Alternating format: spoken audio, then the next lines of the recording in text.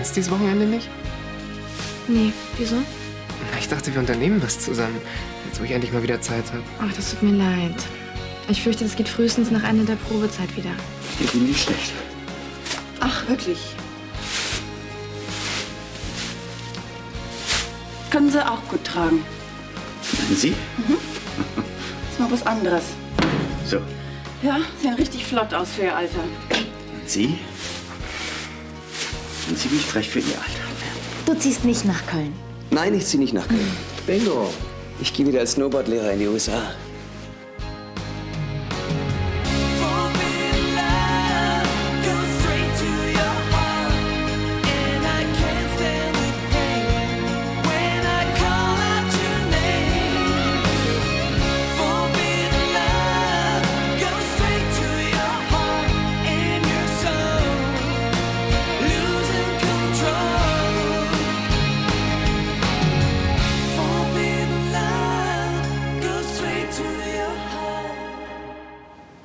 Ist das dein Ernst?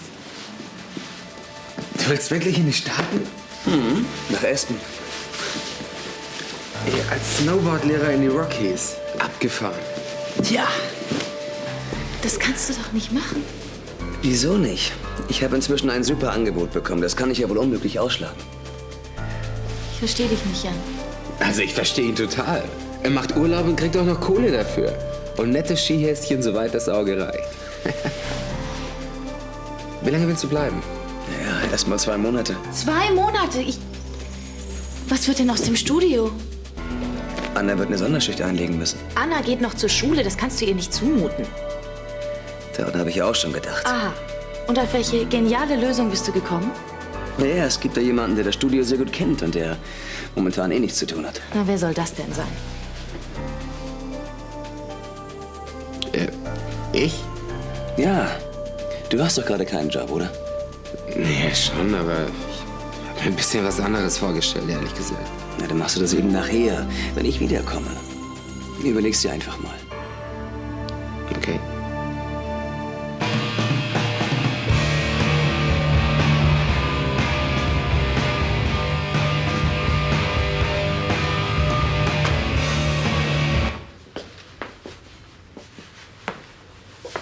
Dich hört man ja durchs ganze Haus. Gibt's was Besonderes? Nein, aber morgen. Und was, wenn man fragen darf? Man darf aber nicht fragen. Es soll eine Überraschung sein. Am besten, du hältst dir den Abend frei. Ich liebe Überraschungen. Heißt das, du hast Zeit? Klasse. Hat Ramon sich eigentlich schon mal gemeldet? Nein? Er wollte anrufen, wenn er heil angekommen ist. Ach, der hat im Moment sicher Besseres zu tun. Wann willst du eigentlich Florians Zimmer fertig machen? Wochenende wahrscheinlich. Und, hilft dir Ela wieder dabei? Ja, warum? Scheint ja ganz lustig gewesen zu sein. Ja, Also, ihr zwei im Bademantel? Ein Schelm, wer Böses dabei denkt. also du glaubst doch nicht ernsthaft, dass Ela und... Also wirklich? Aber sie ist doch sehr attraktiv. Ja. Wo ist sie eigentlich? Ich habe mir übrigens erlaubt, ihr ein paar Sachen von dir zu leihen, dass sie nach Hause gehen, sich umziehen kann. Danach wollte sie wiederkommen. Ah ja, wie schön für dich. Also Schluss jetzt. Verbitte mir diese Unterstellungen. Dann reg dich nicht so auf. Ich reg mich nicht. Das ist...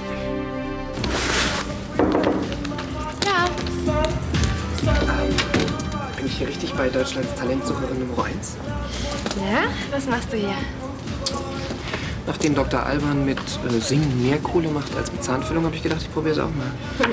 Du kannst singen? Schadet das meiner Karriere? Hallo. Oh. AMG Sophie Lewinsky, hallo? Ah ja. Alles klar, ich bin in einer halben Stunde bei Ihnen.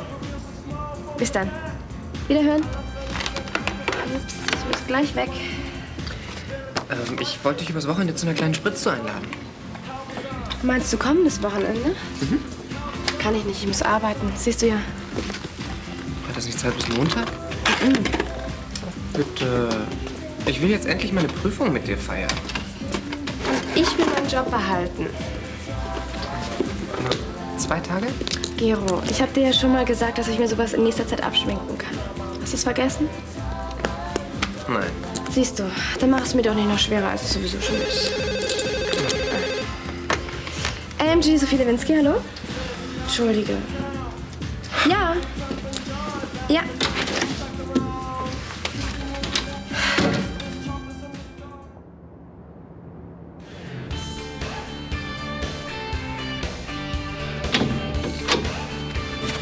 Hi. Hallo. Ich denke, das dauert noch eine Weile mit dem Führerschein. Ja, schon. Aber es ist ja bald wieder Weihnachten und da dachte ich, ich mache schon mal einen Wunschzettel. Ah, und du glaubst, der Weihnachtsmann bringt dir einen heißen Ofen? Warme Klamotten habe ich mehr als genug. Die haben mich gerettet. Ich hoffe, du hattest nichts dagegen. Ach, Quatsch. Konnte sehr schlecht in meinem Bademantel nach Hause gehen. Ich hätte mir ja auch was mitgebracht, aber ich konnte ja nicht ahnen, dass wir heute noch tapezieren. Ich habe mir euer Werk angesehen. Ist richtig gut geworden. Hat doch richtig Spaß gemacht. Und Vater hat richtig Humor. Schade, dass er ihn so selten zeigt. Aber morgen wird er wieder mal Gelegenheit dazu haben. Wir 3 gehen nämlich aus. Gibt's denn was zu feiern? Mir fällt bestimmt was ein. Hör dir das mal an. Die 4 jungen Nachwuchsmusiker stammen alle aus einer idyllischen Kleinstadt im Saarland, wo auch ihre musikalischen Wurzeln liegen. So kann man vielleicht eine Nicole promoten, aber doch keine junge Rap-Gruppe. Sophie, kannst du nicht wenigstens zu Hause mal abschalten? Nee, nur bei Überschwemmungen, Wirbelstürmen oder sonstigen Katastrophen. Damit kann ich zwar nicht dienen, aber wie wär's mit diesem schnuckeligen kleinen Hotel hier? Das verpasst du nämlich, wenn du am Wochenende nicht mitkommst. Gerochen, ich hab dir doch gesagt, dass ich nicht kann. Das Hotel liegt auch ganz in der Nähe.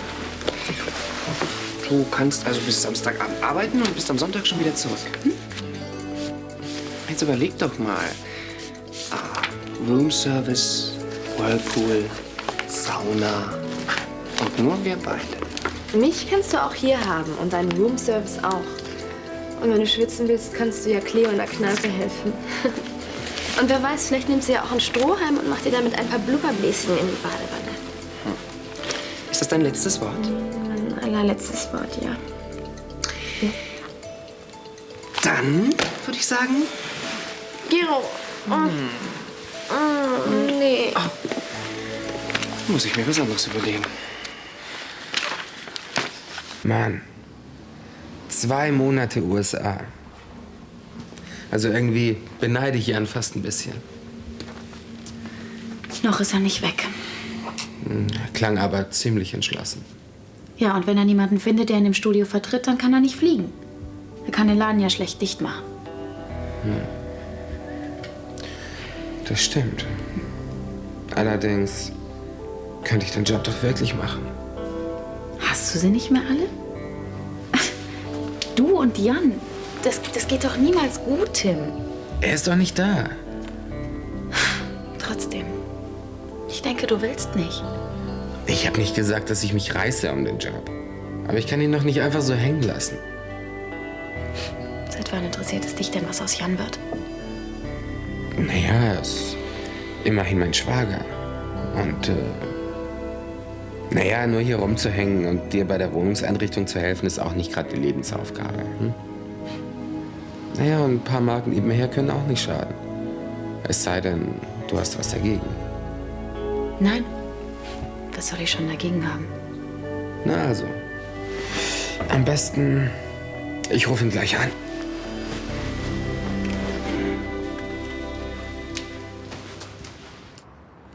Und ihr wisst wirklich nicht, was uns hier erwartet? Keine Ahnung. Hey, das ist ja... Das ist Susanne! Oh, das war die Überraschung. Na? Was sagt ihr? Wow, ist das deine? Nee, keine Angst. Die gehört einem Bekannten. Aber seit gestern darf ich fahren, ganz offiziell. Du hast gestern schon bestanden? Summa cum laude. Wow, prima. Also die Überraschung ist dir wirklich gut gelungen. Allerdings. Glückwunsch. Boah, heißes Teil. Am liebsten würde ich auch einen Führerschein machen. Und was hindert dich daran? Na, was wohl? Hat eben nicht jeder so einen spendablen Vater, der zinslos Darlehen gewährt. Ja, und deshalb als kleines Dankeschön. Ja, was ist? Jetzt setz ihn schon auf. Ihr glaubt doch nicht im Ernst, dass ich mich auf dieses Ding da setze. Ach, komm, Arno, jetzt sei doch kein Spielverderber.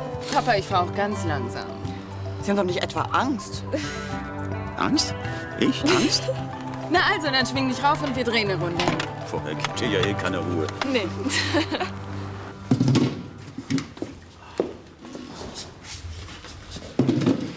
Morgen.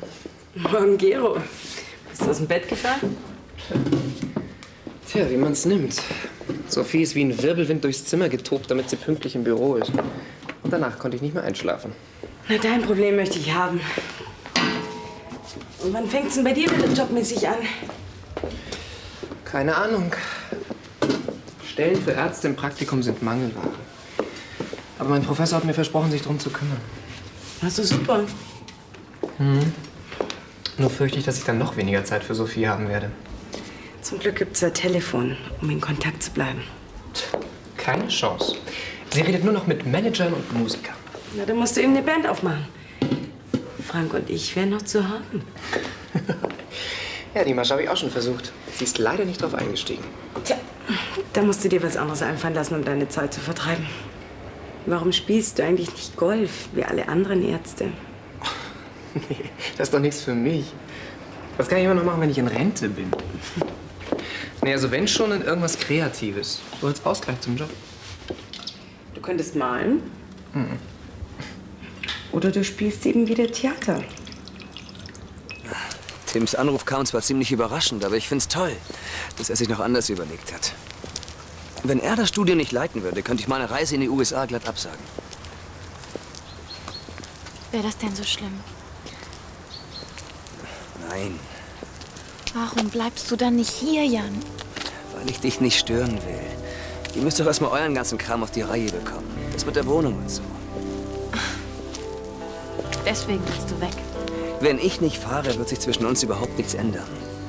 Ich werde dauernd bei euch rumhängen und du kommst ständig zu mir ins Studio. Hm? Tim wird nur wütend werden und sagen, dass ich mich wieder in eure Beziehung einmische. Aber muss es denn um Himmels Willen gleich Amerika sein? Ja, warum denn nicht? Die USA haben mir bisher nur Glück gebracht. Und wer weiß, in wen ich mich diesmal bei meiner Ankunft nach Deutschland verlieben werde. Ach, Julia, bitte. Mach es mir doch nicht so schwer. Außerdem hast du Tim dein Ja-Wort gegeben. Jetzt steh auch dazu. Tim liebt dich. Und ich glaube, nach all dem, was passiert ist, bin ich ihm diese Chance, diese 2 Monate einfach schuldig.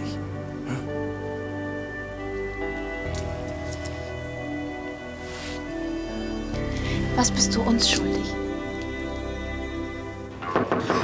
Ja. Hallo?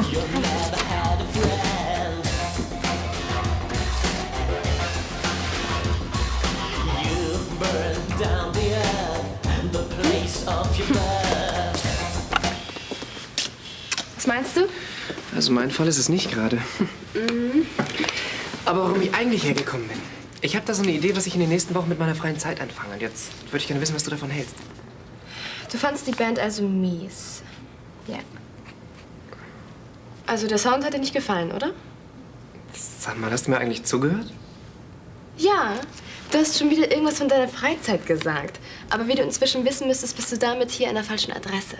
Deine Meinung ist mir aber wichtig. Das ist sie meinem Chef auch. Und dafür werde ich bezahlt. Dann sind dir diese bescheuerten Teenie-Bands also wichtiger als ich. Gero, du bist ja wohl nicht ernsthaft hierher gekommen, um mit mir deine Freizeitprobleme zu diskutieren. Ich muss hier doch arbeiten. Man kann's auch übertreiben. Ach, so ist das. Aber als du ständig ins Krankenhaus gerannt bist oder als du zuletzt jetzt für deine Prüfungen lernen musstest, da war es selbstverständlich, dass ich Rücksicht genommen habe. So habe ich das doch überhaupt nicht gemeint. Wie denn sonst? Was ist denn hier los? Entschuldigen Sie, Herr Bär. Das ist ein Freund. Es war ihm etwas laut. Er wollte aber gerade gehen.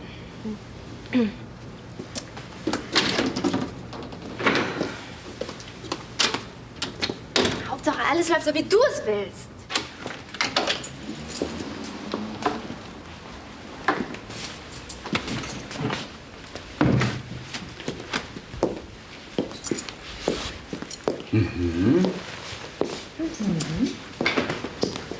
Das ist ja von Friedenau aus wirklich gut zu erreichen. Naja, mit den Designermöbeln habe ich ja nicht so sehr viel am Hut, aber Hauptsache, sie gefallen euch. Ja, sie sind wunderschön. Ich weiß gar nicht, wie ich dir jemals dafür danken soll. Sei einfach nur glücklich hier. Bin ja froh, dass ich überhaupt euren Geschmack getroffen habe. Ich dachte schon, du vermisst deine Wohngemeinschaft. Nein. Nein, die WG vermisse ich nicht. Jan, den vermisse ich. Julia, du kannst doch nicht ein Leben lang mit deinem Bruder unter einem Dach wohnen. Ja, ich weiß. Aber er fehlt mir halt. Naja, vor allen Dingen, wenn ich dran denke, dass er jetzt nach Amerika will. Als Snowboardlehrer. Wieso denn das? Ich denke, er hat hier ein gut gehendes Fitnessstudio. Tja. Er sagt, er will weg, damit Tim und ich in Ruhe unseren Alltag organisieren können. Ist er denn so oft hier? Nein. Naja. Aber, weißt du, Tim und Jan verstehen sich nicht so gut. Und da will er sich lieber ganz zurückziehen. Ich denke mal, das ist gar keine so dumme Entscheidung. Ich finde es völlig überflüssig. Und albern.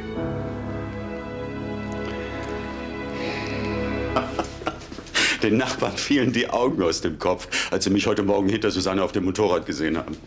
Und wie fährt Susanne so? Also, Papa, du musst doch zugeben, dass ich sehr gut fahre. Naja, ich bin lebend zurückgekommen. Du wirst mich eines Tages noch anflehen, dich mitzunehmen. Frag dich nur, auf welcher Maschine. Oh ja, ein eigenes Motorrad, das wär's. Nachtigall, ich höre dir trapsen.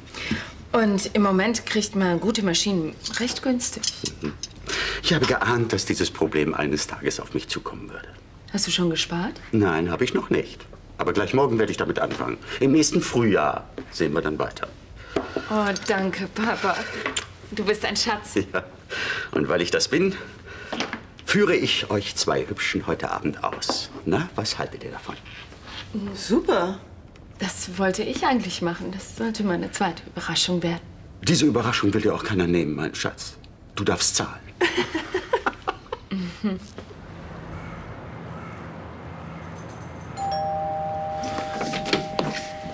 Du? Ich denke, du musst arbeiten. Ich habe früher Schluss gemacht.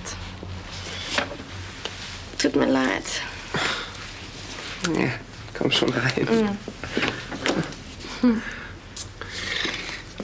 Ja, kriegst du denn jetzt keinen Ärger mit deinem Chef? Ach, wenn schon. Es gibt ja tatsächlich Sachen, die mir ein bisschen wichtiger sind als irgendwelche Musiker, die in Papas Garage ihre Musikinstrumente quälen. Jetzt kriege ich ein schlechtes Gewissen. So verständnisvoll war ich während meiner Prüfungsvorbereitung nicht. Das ist ja auch was ganz anderes. Ist es nicht. Nein? Nein, du hast vollkommen recht gehabt. Ich erwarte Rücksicht von dir, habe aber selbst nie welche genommen. Und ich glaube, ich habe es auch ein wenig übertrieben mit meinem Job. Okay. Lass uns einen Kompromiss schließen, ja? Jeder unterstützt den anderen bei dessen Arbeit so gut er kann. Aber sobald wir zusammen sind, kein Wort mehr über Trends. Oder Fieberkurven. Charts. Oder die 3 häufigsten Krankheiten auf Station 3. Okay, einverstanden? Aber worüber reden wir denn dann am kommenden Wochenende in dem schnuckeligen Hotel, was du für uns ausgesucht hast? Heißt das etwa, du... Wenn du mich noch willst? Na und ob? Und wer sagt denn, dass wir überhaupt reden müssen?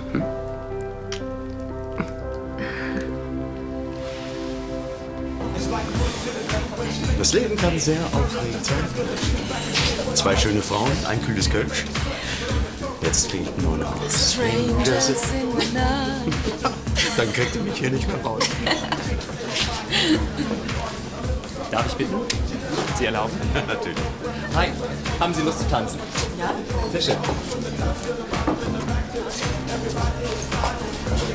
Papa sieht gut aus für sein Alter, findest du nicht? Wollen wir?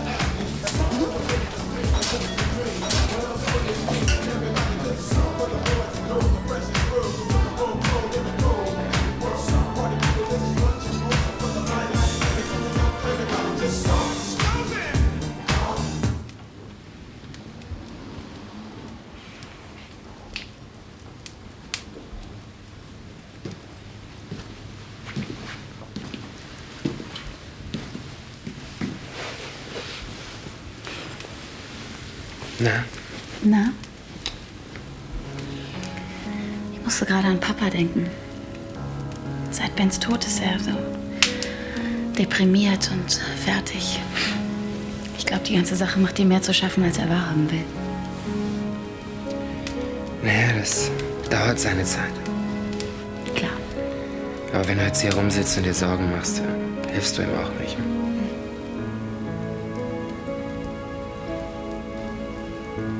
Oder ist da noch irgendwas anderes? Was meinst du? Jans Abreise zum Beispiel. Soll er doch den Eskimos Schlittenfahren beibringen. Du bist also nicht traurig, dass er fährt. Nein. Du, ich habe Besseres zu tun, als mir den ganzen Tag über Jans Pläne Gedanken zu machen. Zum Beispiel sieht unsere Wohnung immer noch nicht so aus, wie ich mir das vorgestellt habe. Und unsere Einweihungsparty steht auch noch an. Na also.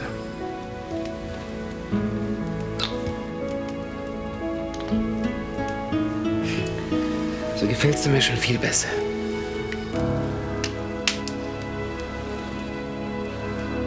Dankeschön. Danke, ich finde alleine zurück. Okay, vielen Dank. Und? Er tanzt wie ein junger Gott. Sonst nichts? Er glaubt, er sei Gott. Meiner war eigentlich ganz nett. Bloß tanzen konnte er nicht so besonders. Man kann im Leben eben nicht alles haben. Ihr entschuldigt mich.